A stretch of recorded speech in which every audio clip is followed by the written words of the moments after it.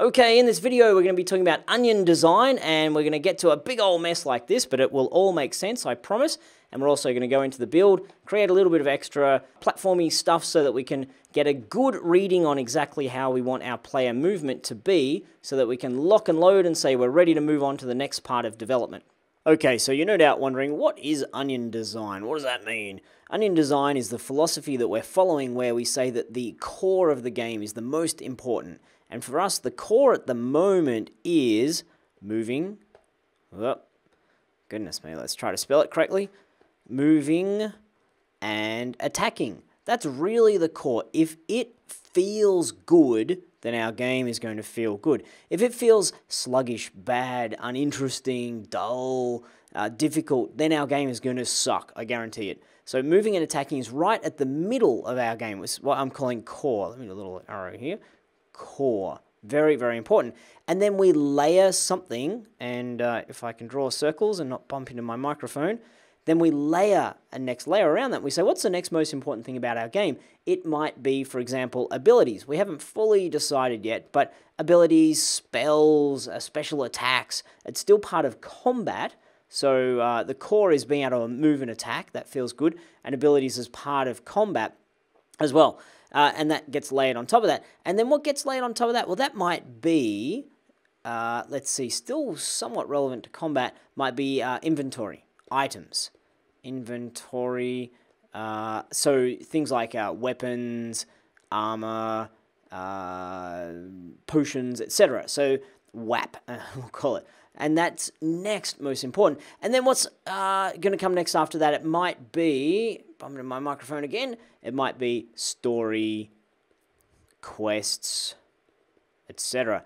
If we start our game trying to make quests, then it's going to be very difficult for us to make a compelling experience, because the very first thing our player is going to do is they're going to move. The next thing they're going to do is they're going to attack someone. And that's what they're going to be doing over and over and over. So if our core feels good, our game is going to feel good. So it's very important.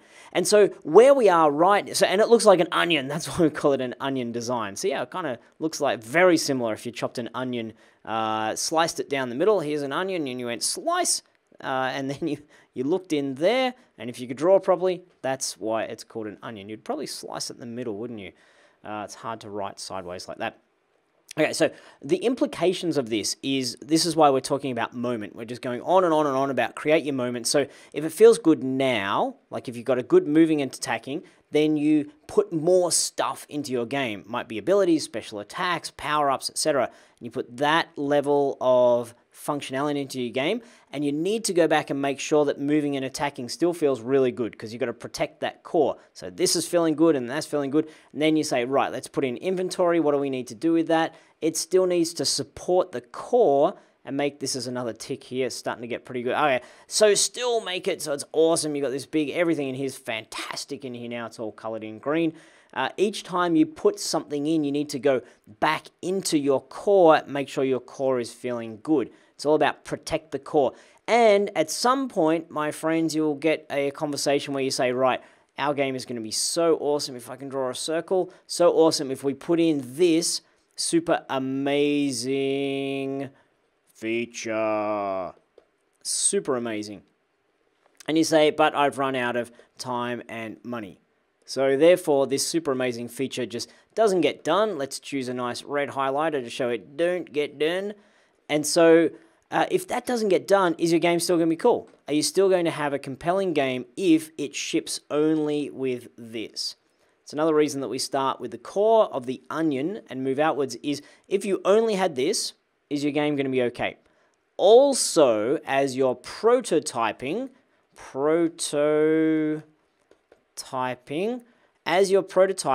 you need to be giving people something as soon as you can. As soon as you can. Hey, check this out. Hey, play this. What do you think? Hey, is this any good? So that by the time you've built this, and then this is me writing in here, and then you've built that, and then you've built that, and then you've built that, you've got this, you've got tons of feedback on this, and it's the most important part of your game.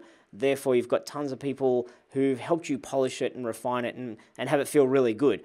And if you take, I don't know, a year just giving out a guess in here. If you take a year to get something in the hands of your players, it's going to be way too long. And by the time you get the core into their hands, let's use a different color. How are these colors going for you guys? Can you still see it okay? Hope so.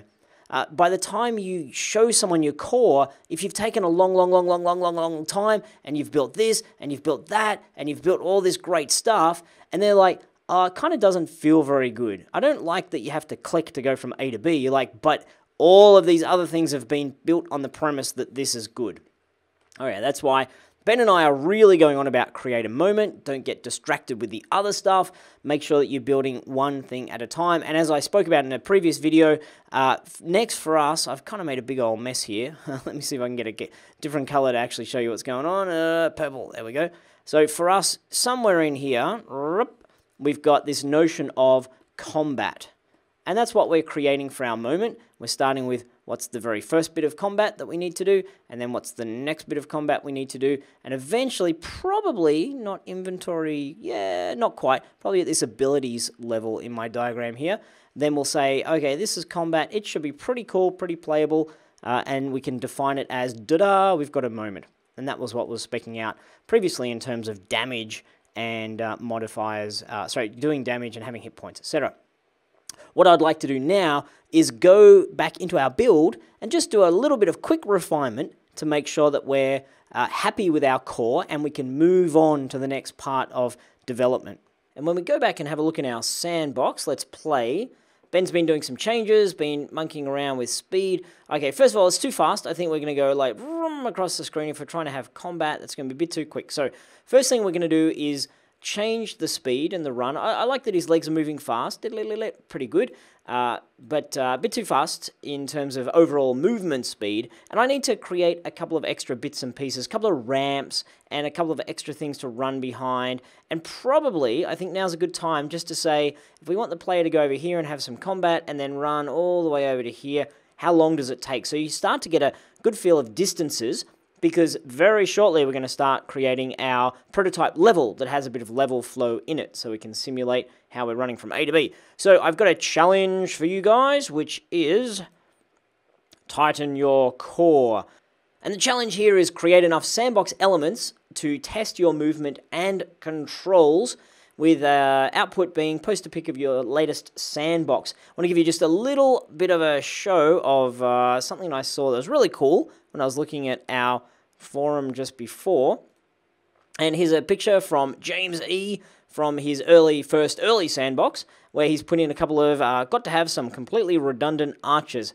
Hooray for that. So what I'm going to do, while you guys are working on just updating your, if I go back into the scene and turn him off, what I'm going to do is grab in that from there and update my inspiration. Click on it, update my inspiration of what I'm going to create. I'm going to put in a couple of arches. I want to see how it feels, and we're looking to get a feel for width of the things we're running on, and some ramps. I think we need some width and some ramp in there. So that's the challenge. Let me jump back on the challenge slide so you can see it again. Create that, and I'll see you back in a moment after you've got a little bit more detail. Don't go crazy overboard, just enough to be able to test out your current movement and controls in a sandbox environment. Okay, and welcome back. How did you go with that challenge? Well, I hope what I'm going to do is show you a little bit of what I've been creating all the way over here. I'll grab these guys and bring them a little bit closer. I just want to get some stuff bunched up in here. I want to test out some ramps, and what I want to do is show you guys a couple of tips, early tips. We're going to be doing a bunch of level creation, level design type conversations soon, but for now, I want to show you a couple of tips over here. I've made a ramp, and as you can see, my ramp doesn't quite line up. I was pretty careful. I tried to line it up, but when I do that, I was getting it kind of close. If you hold down V and get near one of the corners of the selected object, you'll see that it kind of snaps, snap, to the edge. And if I can grab that and I hold down my left mouse button and click and drag it, and it snaps to the vertice I get close to, the vertex I get close to. And the reason we care about having our ramps line up nicely is if there's a gap there, then it's going to cause some wackiness for our player. He's going to bounce and jump and bop around, so we want to have it nice and smooth. I think he's going to come in here. I'll test out that. I've got a little bit of foreground occlusion or stuff getting in the way. And what I need as well is a bigger ramp, just to see how our whole game is feeling, if I've got some big ramps and small ramps. So if you guys aren't cool with how you're creating your ramps at the moment, we'll do a little bit of extra just there. And we'll do a duplicate, Control D, move it over yonder. So I've got one of those. Do a little bit of rotation on this, hitting E on the keyboard to rotate. Tuk, tuk, tuk, tuk, tuk. And then push it down into the ground. Use my V trick from before, hold down V, and then snap. And that should have snapped pretty nicely. Wonderful. And looking at the angle of that, that's probably about as steep as I'm ever going to. It's probably a little bit steeper than I'll want in the game, because we're going to get some weird animation if we have any steeper than that. So if it performs at the moment fine with that, that's good. I also know that I need to change, I'm just going to save this, I need to change my player character. So as I'm running around, I am going to jump down here into the third person character script. Just have a look. At the moment, Ben's got it as 1 as the move speed multiplier, 2 as the animation speed. I'm going to tweak that as I'm running around here. So it feels like our game. And I'm going to talk in the next video a bunch more about how do you know if it feels like my game or a different game. But for now, just go with your gut, whether it feels like your game. We want the guy to feel a little bit like a, I don't know, an underpowered hero who's a little bit out of breath. He's running fast, but not really getting very fast. I'm going to change this to 1.5. I'm going to dial this down, try 1.7.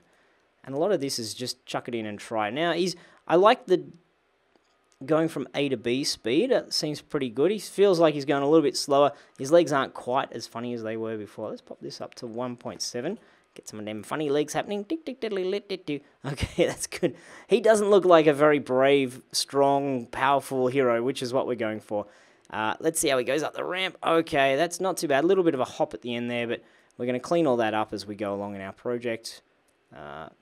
Okay, that's probably the extent of... I wouldn't go any steeper than that by any stretch. It's kind of a little bit too steep as it is, but the movement speed feels fine. It looks like I can go to... There'd be a little bit of battle here. Run, run, run, run, run. A little bit of a battle there. That seems fine, the distance it takes to get from A to B. I'm also going to have a look at the width of my platform here to see how that feels. Yeah, it feels like good space. You don't want to have it too tight in these platforms, because then it's hard for the player to move, and if you have any combat in there, it gets a little bit crazy. This feels pretty good. I like the arches. Well done, James. Great suggestion there. We run through the arch, gives a little personality. Haven't put the bottom ramp there, but that could be an interesting way to gate your player in the future by saying you can jump down, but you can't come back again. If I use the control keys, hitting G as I think Ben set up, there we go, and run him around, that feels pretty good as well. That's going to feel good with the controller. Oh, of course, I forgot to mention that before you come out of play mode, make sure you go in, copy your component, come out of play mode, go down here, paste component values in the third person character script, then go up and apply. So that should apply to all scenes and all levels. Let's jump over to Ben's area and see how it's feeling over there, just to make sure it's all nice and hooked up everywhere. Really good. That's it now. Hopefully you guys have got your core moment feeling pretty good, and I will see you in the next video.